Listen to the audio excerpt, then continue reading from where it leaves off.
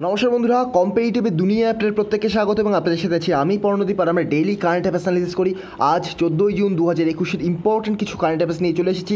তো চলুন ভিডিওটা শুরু করা যাক। আর আপনারা এই এগিয়ে চলো টেলিগ্রাম চ্যানেলে আমার প্রতিটি লেকচারের আপডেট সহ এই কারেন্ট অ্যাফেয়ার্স নেক্সট যে ভোকাবুলারি ক্লাস তার পিডিএফ পেয়ে যাবেন।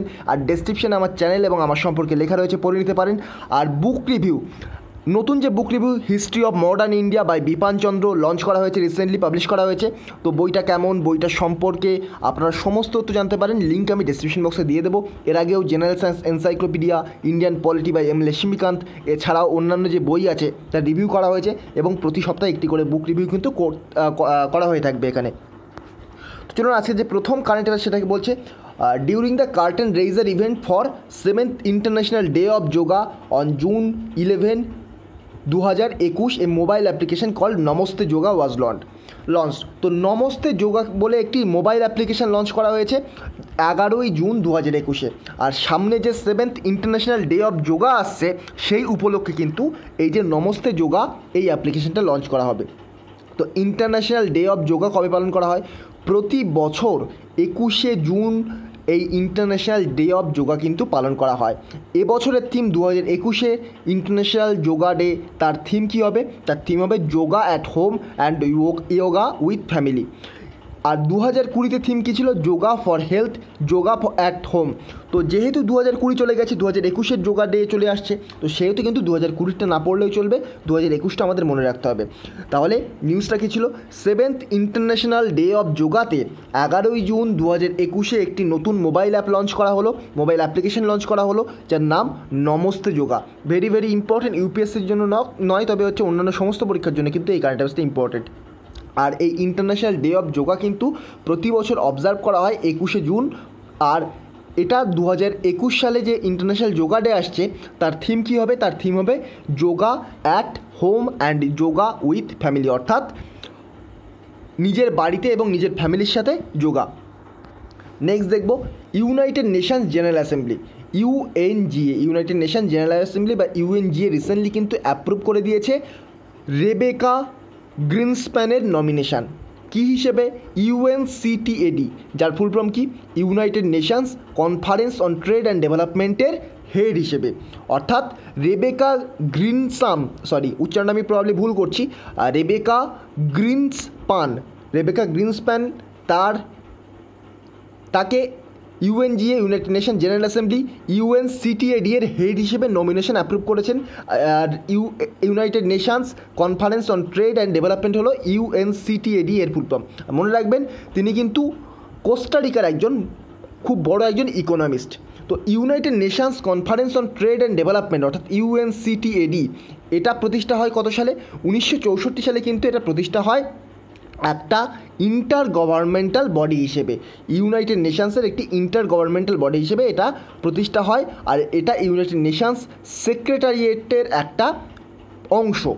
আর এটা কোন কোন ব্যাপার সম্পর্কে ডিল করে, কোন কোন বিষয় সম্পর্কে এটা ডিল করে?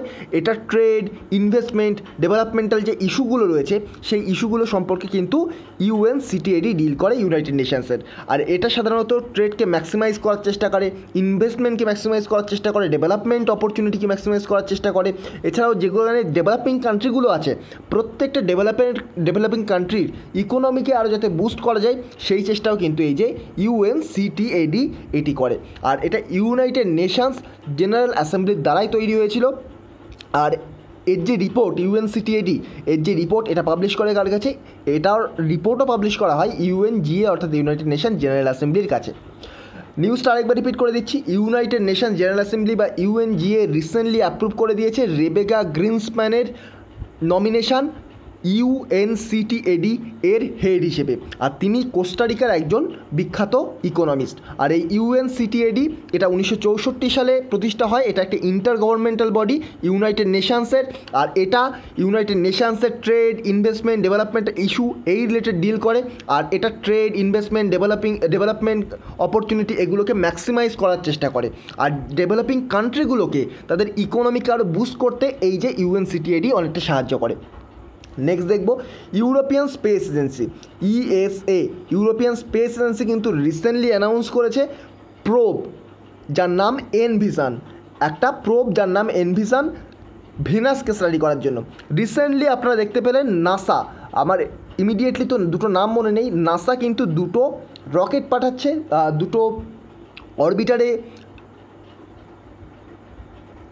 অরবিটারে ঘোরার জন্য তো দুখানা মিশন পাঠাচ্ছে নাসা।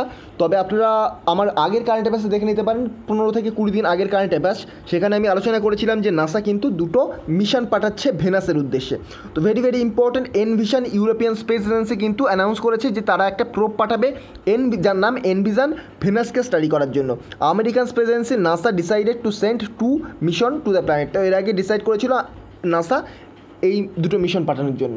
নাসার হেডকোয়ার্টার কোথায়? ওয়াশিংটন ডিসি, এবং নাসা প্রতিষ্ঠিত হয় 1958 সালে, মনে রাখবেন। নেক্সট যে নিউজ, ই কমার্স জায়ান্ট ফ্লিপকার্ট। তো ই কমার্সের মধ্যে একটা বিরাট বড় অর্গানাইজেশন এবং বিরাট বড় একটা কোম্পানি ফ্লিপকার্ট, তো সেহেতু এটাকে টার্ম করা হয়েছে ই কমার্স জায়ান্ট ফ্লিপকার্ট। তো ই কমার্স জায়ান্ট ফ্লিপকার্ট কিন্তু রিসেন্টলি পার্টনার করেছে তেলেঙ্গানা গভর্নমেন্টের সাথে এরা পার্টনারশিপ করেছে ফ্লিপকার্ট। কেন?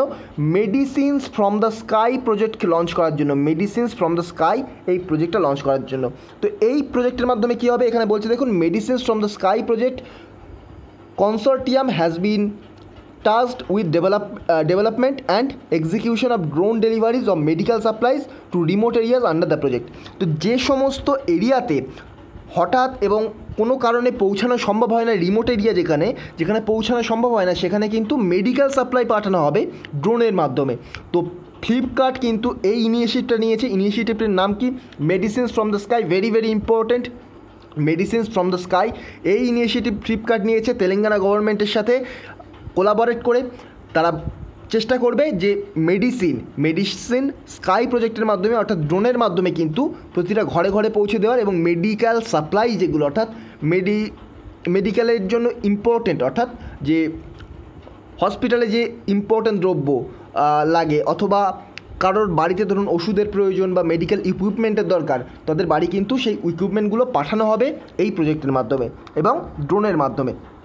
নেক্সট দেখুন, countries including Albania, Brazil, Gabon, Ghana, United Arab Emirates. অর্থাৎ Albania, Brazil, Gabon, Ghana, United Arab Emirates এই যে কান্ট্রিগুলো, এই কান্ট্রিগুলো কিন্তু পাওয়ারফুল